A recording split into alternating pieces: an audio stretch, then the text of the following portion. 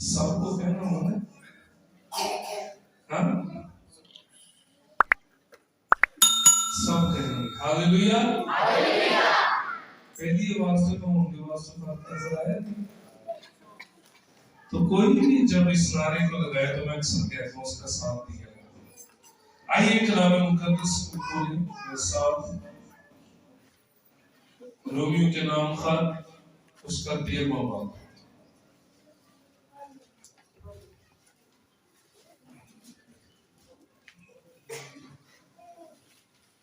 Romeo के नाम खत उसका 13वां बाब और उसकी 11 आयत कोई भी पढ़े। और वक्त को पहचान कर ऐसा ही करो, इसलिए कि अब वो घड़ी आ पहुंची कि तुम नींद से जागो, क्योंकि जिस वक्त हम ईमान लाए थे उस वक्त की निस्बत अब हमारे निजात नजदीक है। आमीन। क्या पढ़ा है? पहला, इस आयत को जब यहाँ लिखा गया 11वीं आयत, तो इसको 2 हिस्सों में तकसीम किया गया। कितने हिस्सों में?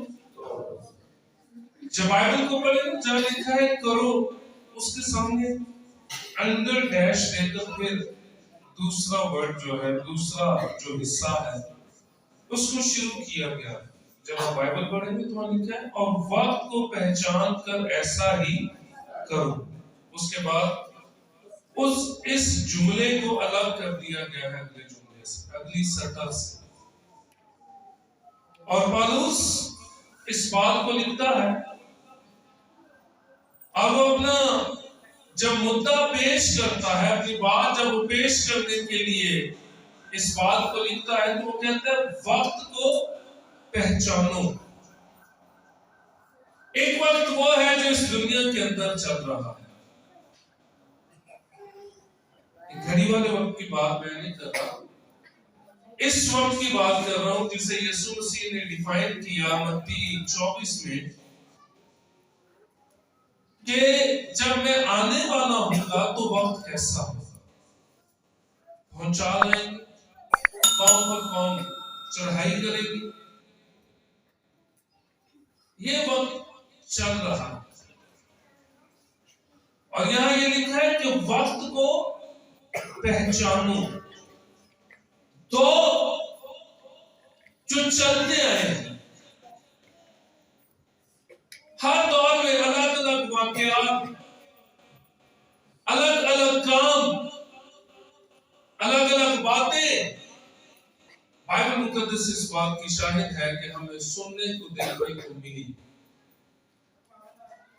एक वक्त था कि इस्राएल पर खुदा बहुत गुस्से था।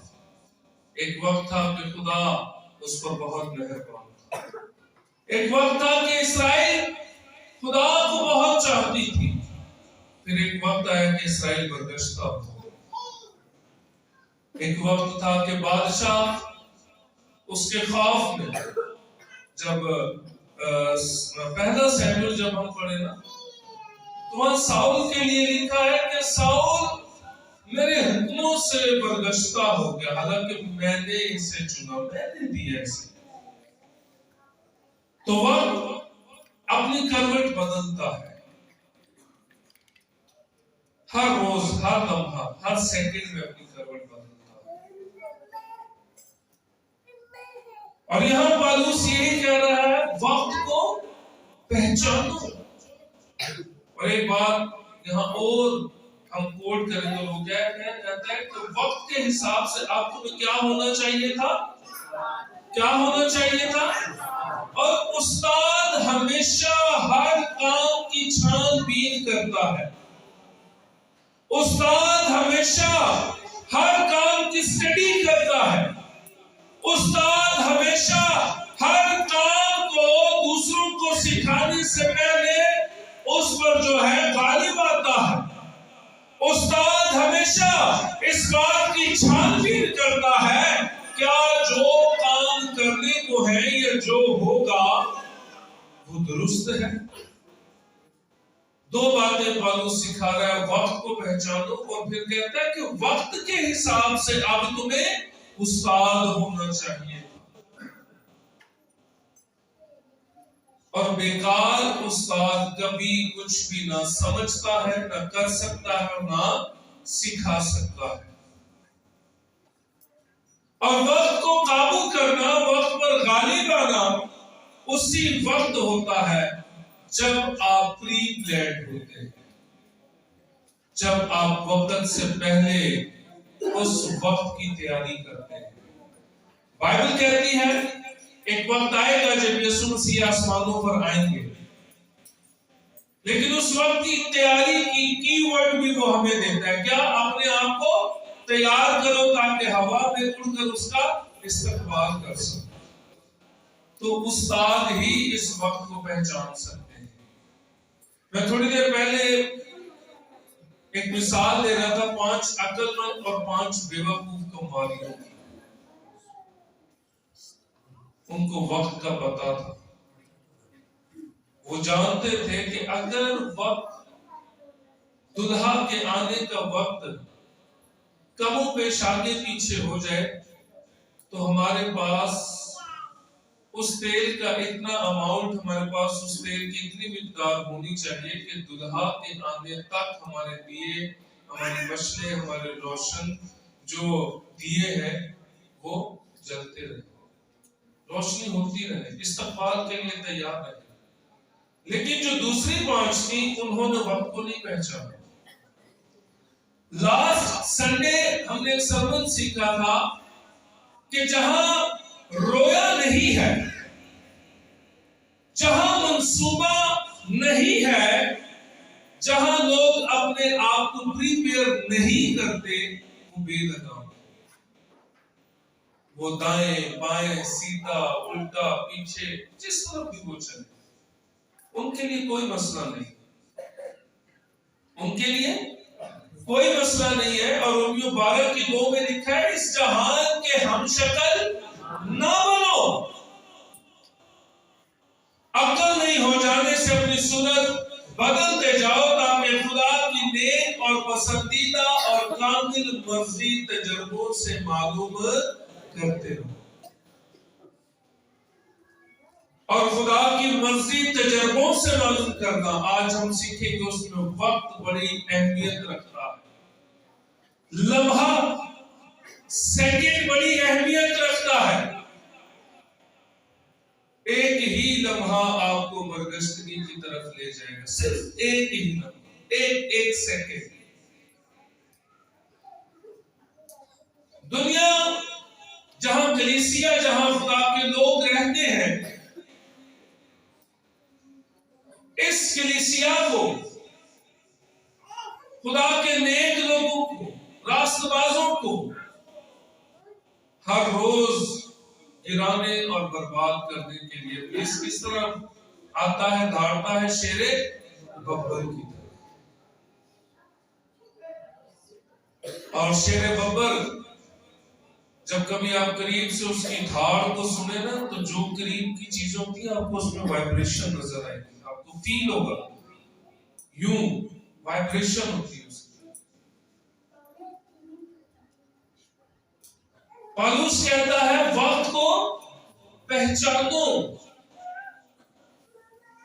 एक ही लम्हा था कि हननिया और सफीरा सब कुछ बेचने को तैयार थे। किस लिए? कि खुदा का काम हो, कलीसिया तरक्की करे, कलाम फैले। लेकिन जब सब कुछ उन्होंने बेच दिया, वो कोई जज्बाती तौर पर उन्होंने नहीं बेचा, बड़ी सोच समझ कर। और महज हननिया और सफीरा ही नहीं थे, बल्कि अमाल की किताब में लिखा है कि लोग अपनी चीजों को जो उनकी बैक वक्त जरूरत नहीं थी, ऐसा भी नहीं था कि अगर किसी के पास एक ही घर है तो उसने अपना घर बेच के तो उसने शागिर्दों को दे दिया, ये नहीं। बहुत सारी चीजें ऐसी हैं जिनकी बैक वक्त हमें जरूरत नहीं होती, लेकिन वो हमारे घर पर पड़ी है, कीमती है, उनकी कीमत लगाई जा सकती है। लोगों ने अपनी कीमती चीजें बेची और शागिर्दों को दी, रसूलों को दी, ताकि कलीसिया तरक्की करे। तो बात हो रही थी हनन्याह और सफीरा की। अमाल 5 बाब 1 आयत से 11 आयत तक जब आप पढ़ेंगे तो आपको ये वाक्या मिलेगा। एक ही लम्हा है वो तैयार है कि जो उनके पास वो जगह पड़ी है वो उसको बेचें और वो रुपया पैसा खुदा के कलाम की खिदमत के लिए दें, कलीसिया की तरक्की के लिए दें। जगह बिक गई, पैसे मिल गए, वो अपने घर आए, लेकिन जो ही घर आए वो वक्त को ना पहचान सके। वो ना जान सके कि ये जो हमारे दिल में मंसूबा या फैसला आया है ये कहां से आया है। उन्होंने अपनी जगह में से कुछ पैसे जो उन्होंने बेची थी रख ली और कुछ उन्होंने शागिर्दों को दे दिए, रसूलों को दिए। और जब रसूलों ने पूछा कि इतने ही को बिकी? हाँ हाँ बस यही इतने को बिकी। क्या लम्हा था उनके लिए? वो पूछ रहे कि इतने ही की बिकी? उसने कहा हाँ बस ये इतने ही की बिकी। वक्त को नहीं पहचान सके। कौन सा वक्त इब्लीस आकर आपके अंदर डाल दे, पौलुस कह रहा है वक्त को पहचानो। कौन सा वक्त आपका खुदा की तरफ से है और कौन सा वक्त आपको इब्लीस की तरफ से दिया जा रहा है, इस बात को पहचानो। रसूलों ने पूछा ये सारी रकम यही है? उन्होंने कहा हाँ बस यही है, यही मिली है, ये हम आपके पास ले आए। क्या हुआ? वक्त को नहीं पहचाना, मौत ने आकर उन्हें पकड़ लिया। एक वक्त वो था कि रूह उसने उनके दिल में डाला कि अपना रुपया पैसा खुदा की खिदमत के लिए दो, लेकिन अगला ही वक्त वो था कि शैतान ने उनके दिल में आकर डाला कि आधे पैसे दे दो, आधे रख लो, हो सकता है आगे तुम्हारे काम आए। कई दफा हम अपने वक्त को नहीं पहचान पाते। हम कहते हैं हम बड़े अक्लमंद हैं, लेकिन पीछे उस वक्त इब्लीस आपको अक्लमंद बना रहा होता है। शैतान आकर आपके ज़हनों और ख्यालों के अंदर जो है वो आपके रोया को डैमेज कर रहा होता है। कैसे लोग बेलगाम होते हैं, कैसे वो आउट ऑफ कंट्रोल हो जाते हैं। मैं बार बार इस आयत को कोट कर रहा हूं कि लास्ट वीक हमने जो लास्ट संडे पढ़ा था, जहां रोया नहीं है वहां लोग बेलगाम हैं। उसकी वजह क्या है? इस बात को समझ लें कि रोया हमेशा ईमानदार के पास आती है, नाराज के पास कोई रोया नहीं है, कोई भी रोया नहीं है उसके पास। उसके पास तो अपने मंसूबे भी नहीं है।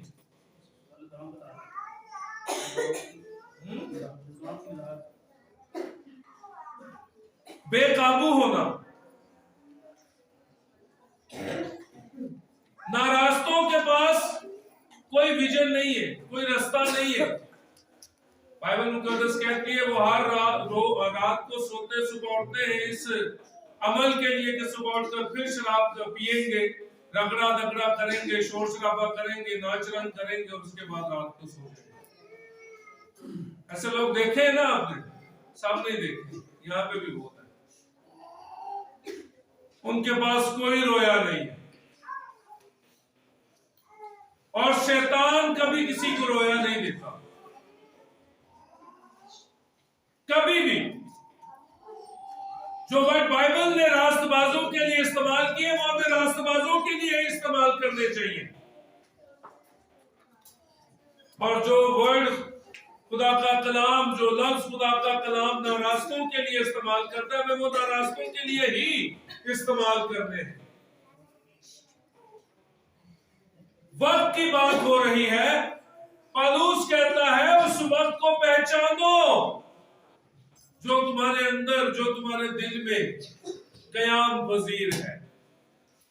कैसे अपने वक्त को पहचान कर अपना फैसला आप कर सकते हैं? हननिया और सफीरा ने पहला फैसला बड़ा जबरदस्त लिया। बाइबल कहती है जो अपना रुपया पैसा खुदा की खिदमत के लिए, उसके कामों के लिए लगाता है, खुदा उसे और देता है, खुदा उसे अमीर तरीन बना देता है, और जो अपने माँ बाप की इज्जत करता है उसकी जिंदगी बढ़ा दी जाती है। हननिया और सफीरा ने क्या फैसला किया कि हम अपना रुपया पैसा कलाम की खिदमत के लिए देंगे, और ये उनका पक्का और मुसम्मम इरादा और फैसला था। लेकिन जो ही वक्त मिला शैतान अबलीस को, वो उनके पास आया, कहा थोड़े पैसे रख लो, सकता ये भी कहा हो, ये मैं अपनी तरफ से कह रहा हूँ, आगे जे कुहारी बीमारी किसी का ब्याह शादी आ गया तो फिर देना लेना पे तो फिर तो तेन पैसे की दौड़ पेगी ना, तो तू रख। अच्छा, हननिया के दिल को नहीं सिर्फ शैतान ने काबू किया, सफीरा के दिल को भी काबू कर दिया। शागिर्दों ने उसकी बीवी से पूछा है इतने की जगह भी की? हाँ हाँ हाँ, बस इतने की जगह भी की। कहा तेरे शौहर के जो दफनाने वाले जिन्होंने उसको दफन किया वो भी आ रही हो, अब तुझे भी ले क्या हुआ, वो भी मर गए। अगर हम रूहानी तौर पर वक्त को नहीं पहचानते तो फिर हम मरे हुए, ये बात को सोच ले। लालच, दुनिया की चीजों की ख्वाहिश, जिस्म की ख्वाहिशों को पूरा करने के लिए खुदा से नाराजगी। यहूदा के खत में लिखे ना पहला बाब, जब एक ही बाब है उसका, जब हम 5, 6 और 7 आयत को वहां पढ़े ना तो लिखा है कि तीसरी आयत से लिखा है कि ये ऐसे लोग हमारे अंदर शामिल हो गए जो खुदा के फजल को, खुदा के रहमत को, खुदा के तर्स को जो है शहवत परस्ती में बदल देते हैं, ख्वाहिश में बदल देते हैं, जिस्म के कामों में बदल देते हैं।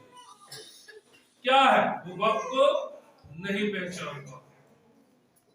सदूम और अमूरा के लोगों ने वक्त को नहीं पहचाना, लेकिन नैनवा के लोगों ने वक्त को पहचान लिया। सदूम और अमूरा को जब आग से जलाया जा रहा था तो लूत की बीवी को वो सारी बातें और वो सारे अपने घर याद आ रहे थे। फरिश्ते ने पीछे कोई मुड़ के बैठेगा, जब खुदा की तरफ से रहनुमाई मिले और निकलने के लिए आप चले तो फिर पीछे कभी मुड़ के ना देखे, क्योंकि पीछे जिसने मुड़ के देखा वो वहीं रह जाएगा, वो तरक्की नहीं करेगा। लूत से कहा पीछे मुड़कर नहीं देखना। अगर किसी ने देखा तो क्या हो जाएगा वो? तो लूत की बीवी ने क्या किया? उसको अपना घर तंग कर रहा। वो वक्त को नहीं थी पहचान रही कि अगर मैं इस गुनाह के शहर से निकल जाऊंगी तो मैं बच जाऊंगी, लेकिन अबलीस ने वक्त को पहचानने नहीं दिया ताकि वो बच जाए। याकूब ने वक्त को पहचाना। जब फरिश्ता उसके पास आया ना तो उसने जब उसने वक्त को पहचान लिया तो फिर उसके लिए क्या बड़ा काम हुआ बताएं? याकूब के लिए क्या बड़ा काम हुआ?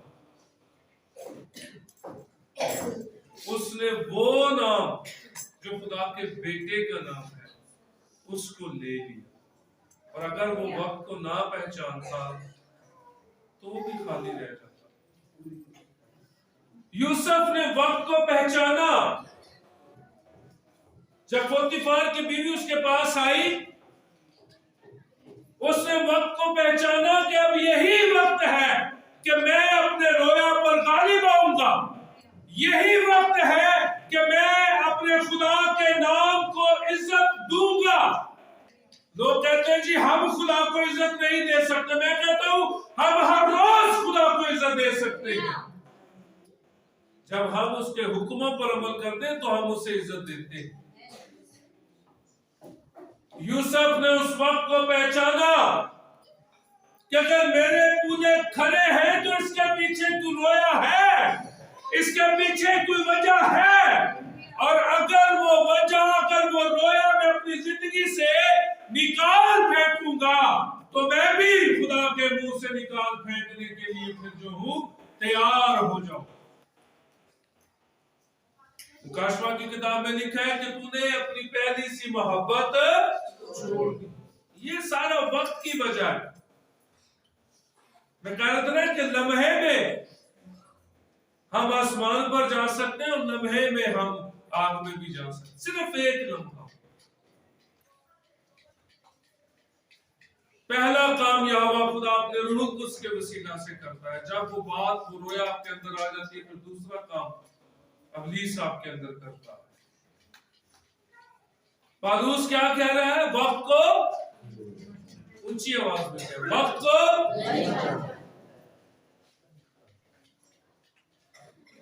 यीशु मसीह ने एक बात कही, जागते रहो और ताकि आजमाइश में। तो वो कौन सी आजमाइश है जिसमें से धुआं निकालती है?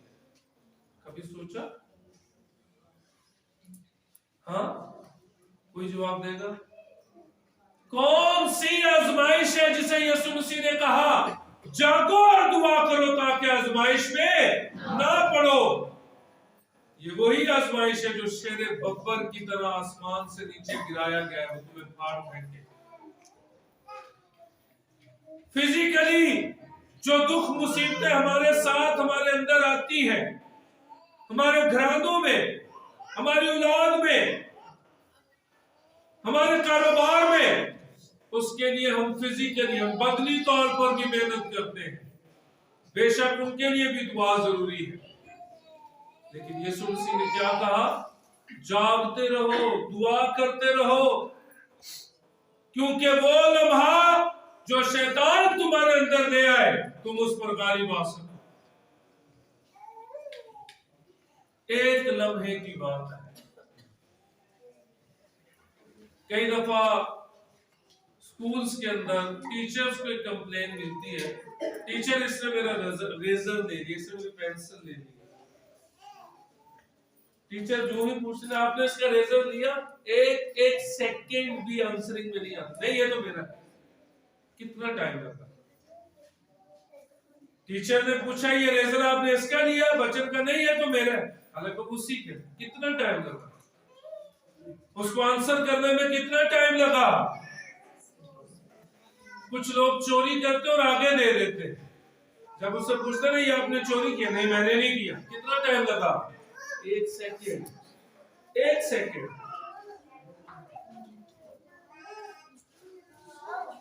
वो चीज आप भी इस्तेमाल नहीं करते। ये मैं उनको कह रहा हूं जो ऐसा करते हैं, आप में से मुझे यकीन है कोई ऐसा नहीं करता। कितना टाइम लगता है आंसरिंग में? ये तूने मेरा दिया, नहीं ये तो मेरा है, अभी उसकी बात खत्म नहीं हुई। वक्त को पहचाना, नहीं पहचाना। लम्हे को पहचाना, नहीं पहचाना।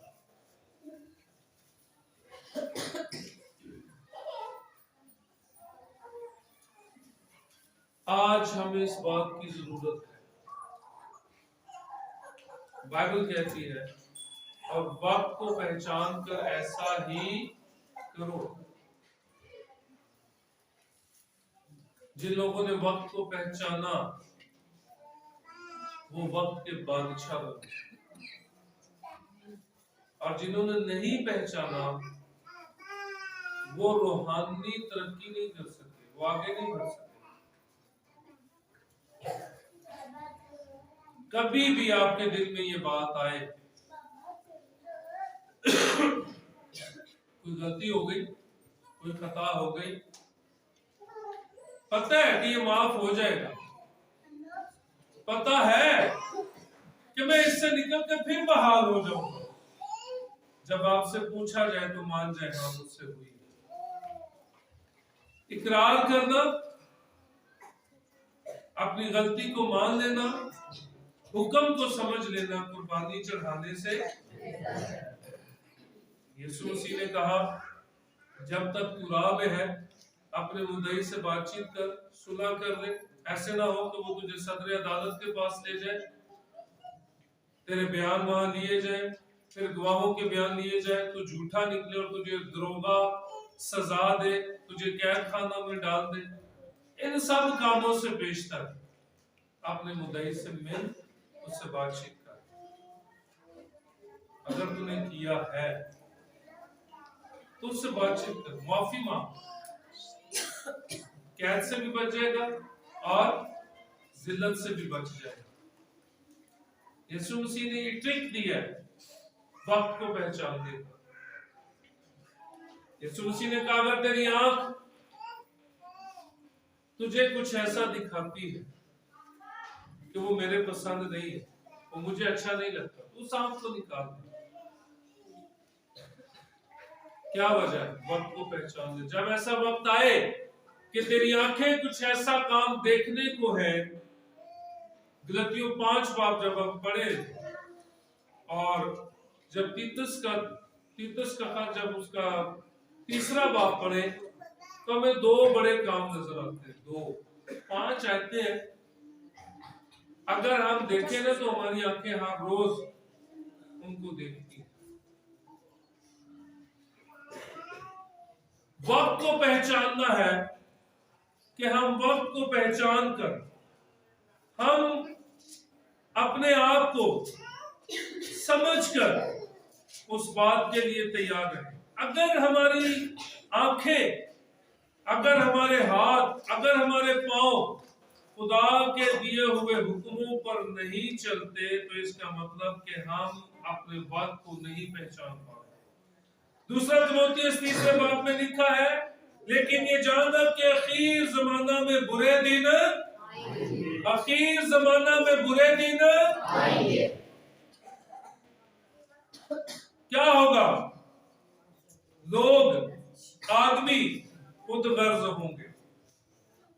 जब लम्हों को, जो वक्त की पहचान होगी, तो ऐसे लोगों की जो जार पहुंचाने वाली खासियत है ना, आप उनसे बच जाए।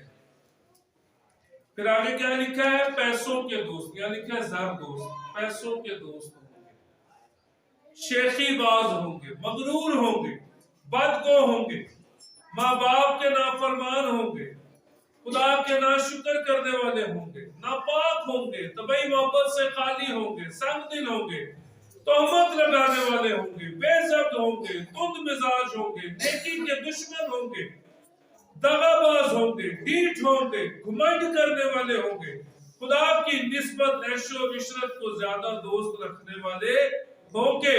वो दीनदारी की वजह तो रखेंगे मगर उसके असर को कबूल ना करेंगे। बुरी आदतें जो है, बुरी सोबतें वो अच्छी आदतों को, बुरी सोबतें अच्छी आदतों को, तो जब बिगड़ जाएंगे तो फिर वक्त को नहीं पहचान सकते।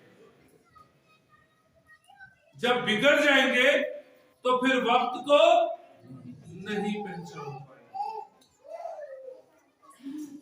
पौलुस कहता है वक्त को पहचानो, क्योंकि जिस वक्त हम ईमान लेकर आए थे उस वक्त से अब हमारी निजात बहुत ज्यादा नजदीक है। क्या है जी? नजदीक।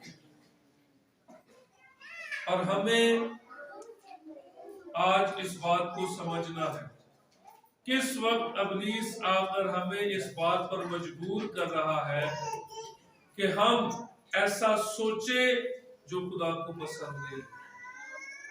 किस वक्त इब्लीस आकर हमें तंग कर रहा है कि हम कुछ ऐसा करें जो खुदा को पसंद नहीं, क्योंकि रास्तबाजों के पास क्या है? रोया। क्या है? रास्तबाजों के पास क्या है? रोया। एक ट्रैक है, एक सड़क है, एक रास्ता है। बाइबल मुकद्दस में हमें इस बात को समझने के लिए बहुत बड़ा सबक मिलता है। बाइबल में लिखा एक राह ऐसी है जो बहुत कुशादा है, बहुत चौड़ी है, बहुत हमवार है। आंखें बंद कर कभी चलेंगे ना तो वो शैतान के इंजीनियरों ने ऐसे बनाई है कि गिर नहीं सके। लेकिन क्या होगा जब आपकी मंजिल आएगी तो वहां क्या होगा? रोना और दांतों का अलग रास्ता, इतना कशादा, इतना लंबा चौड़ा, साफ सुथरा, बिल्कुल हमवार चल रहे उसके ऊपर। दुनिया के लोगों को कशादगी चाहिए, दुनिया के लोगों को हमवार जगह चाहिए। बाइबल में कोई भी काम इत्तेफाक से नहीं हुआ। ओ इत्तेफाक से बनी इसराइल मिस्र से निकली और वो नए शहर, नए मुल्क, आजादी के मुल्क में गया। इत्तेफाक से दाऊद बादशाह नहीं बन गया। कोई इत्तेफाक नहीं था कि दाऊद का हाथ रोक दिया गया हैकल को बनाने के लिए। कोई इत्तेफाक नहीं था कि सुलेमान को रखा गया उसके लिए। जदाऊन जब खुदा की मर्जी को पूछता है ना तो वो एक शर्त रखता है, एक खाल जानवर की। कहा हर तरफ वास हो लेकिन इसके ऊपर ना हो।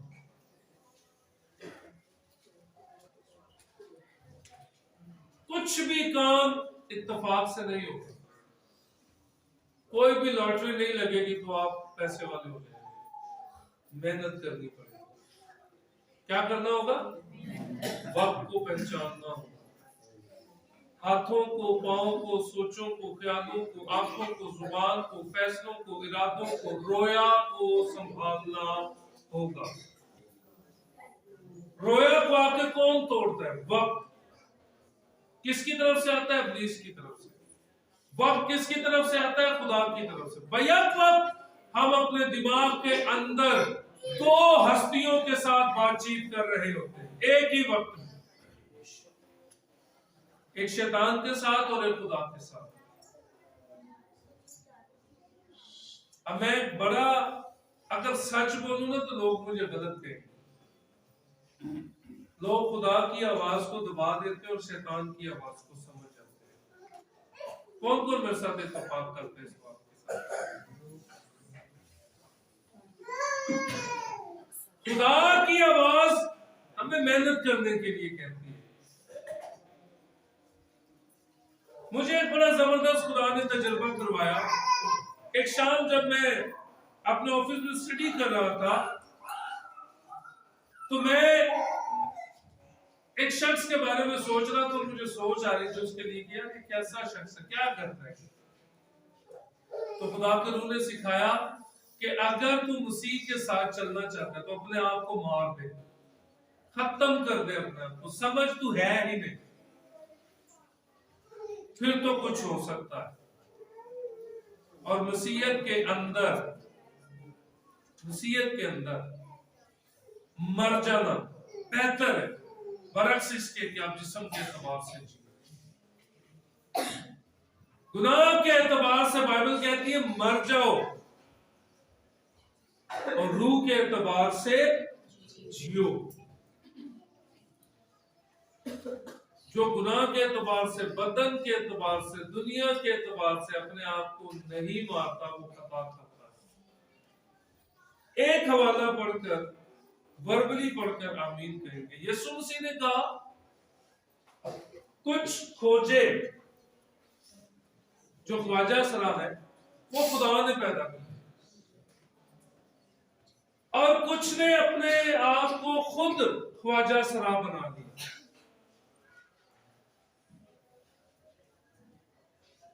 लेकिन कुछ ऐसे ख्वाजा सरा दुनिया और गुनाह के एतबार से हैं जो मेरे लिए जीते हैं।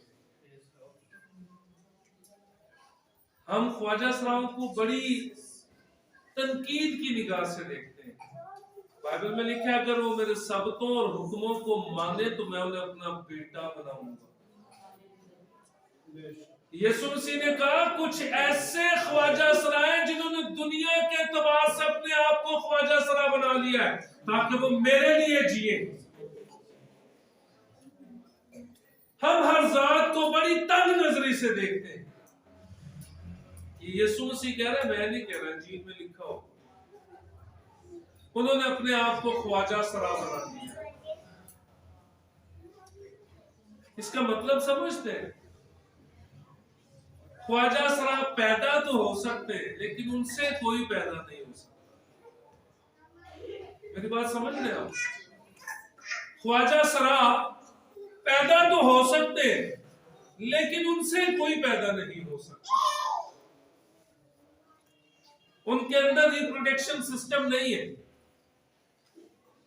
और लिखा है, पुराना अहद कहता है, अगर वो शब्दों को माने, हुक्मों को माने, तो मैं उन्हें खुदा का बेटा बनाऊंगा। खुदा कहता है, मैं उन्हें अपना बेटा करूंगा। यीशु मसीह ने कहा, कुछ ने मेरे लिए, खुदा के लिए अपने आप को ख्वाजा सरा बना लिया है, खोजे बना लिया है, ताकि उनके अंदर से गुनाह की अफजाइश ही ना हो सके, उनके अंदर से दुनिया की ख्वाहिश ही ना हो सके। और खोजे कहां रहते थे आपको पता है? महलों के अंदर बड़े बड़े लोगों के साथ उनकी ड्यूटियां जो है लगाई जाती थी।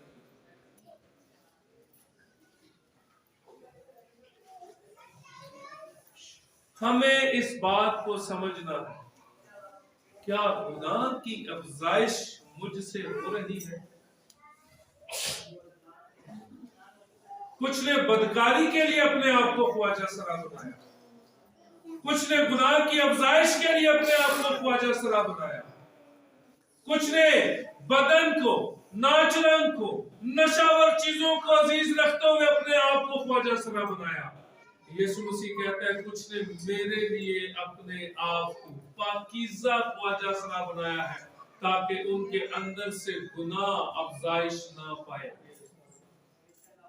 ख्वाजा सरा के अंदर कोई ऐसी प्लानिंग नहीं होती नस्लों को पालना है। ख्वाजा सरा के अंदर कोई ऐसी प्लानिंग नहीं होती कि उसने किस तरह से जरूरतों को पूरा करना है। उनका घर कहां था? बादशाह की बेटियों के साथ।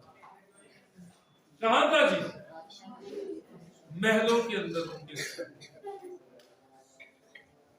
अगर आप भी महलों में जीना चाहते हैं, अगर आप भी आसमान पर अपना घर बनाना चाहते हैं, तो वक्त की पहचान के लिए अपने खुदा से दुआ करें। खुदावंद, कोई ऐसा वक्त मेरी जिंदगी में काम ना करे जो इब्लीस की ओर से, कोई ऐसा वक्त मेरी जिंदगी के अंदर काम ना करे जो शैतान मुझे तोड़ने के लिए है। आइए अपने कदमों पर खड़े हो। हालेलुया।